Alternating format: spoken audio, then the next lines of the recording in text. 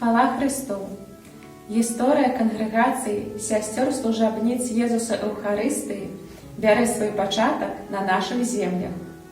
100 гадоў таму тэрыторыя сучаснай Беларусі належала да найвялікшай дыяцэзіі. Да яе адносіўся мільён вернікаў, сярод якіх беларусы складалі 38%. На жаль, менавіта становішча беларусаў было няпростым. Амаль палова насельніцтва была непісьменная. Тады панавала эпідэмія тыфу. Шматлікія сем'і жылі ў цяжкіх умовах. Людзі патрабавалі шмат падтрымкі.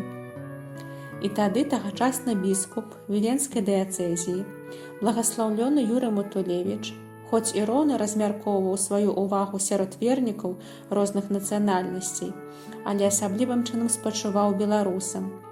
У яго ўзнікла ідэя заснаваць жаночую супольнасць сясцёр, якая стане дзейсною дапамогаю у ажыўленні рэлігійнага жыцця і духовага паяднання розных веравызнанняў і нацыянальнасцей.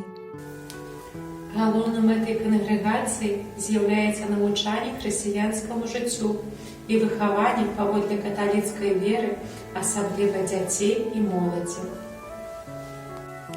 Пашырэнне духа навукі Хрыста і развіццё ў кожным асяроддзі сакраментальнага жыцця, асабліва эўхарыстычнага.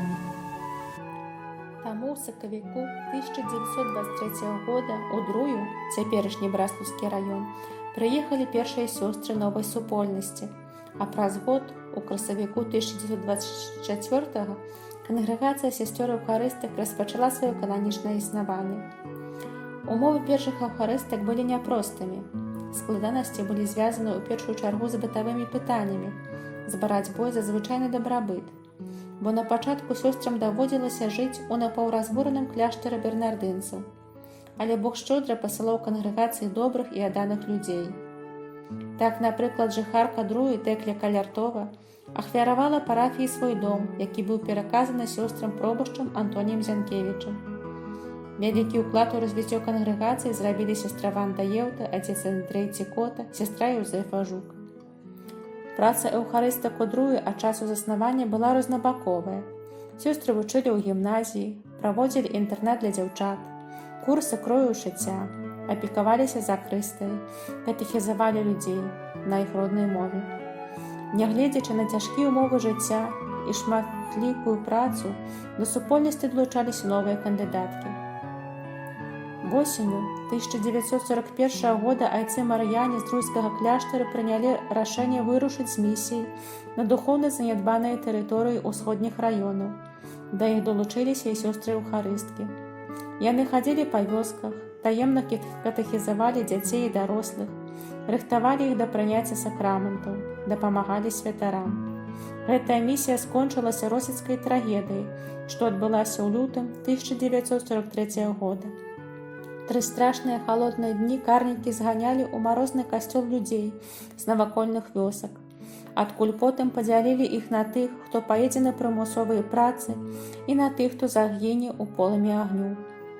Разам з вернікамі ўсе гэтыя дні ў касцёле былі прысутныя, цяпер ужо благаслаўлёныя Антоні Ляшчэвіч і Юра Кашыра, якія ўдзялялі сакраманты і рыхтавалі людзей да незваротнага, а таксама ў выніку прынялі разам з імі пакутніцкую смерць.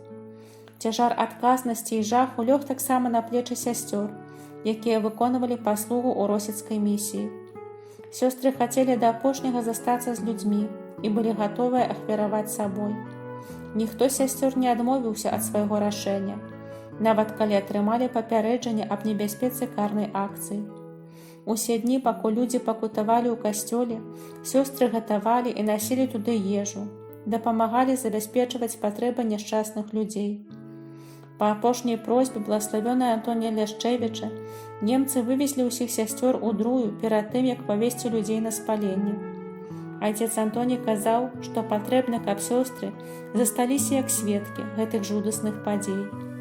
Менавіта іх сведчанне стала важнай старонкай у гісторыі російскай трагедыі і російскага подзвігу місіі айцоў мар'янаў і сясцёр эўхарыстак.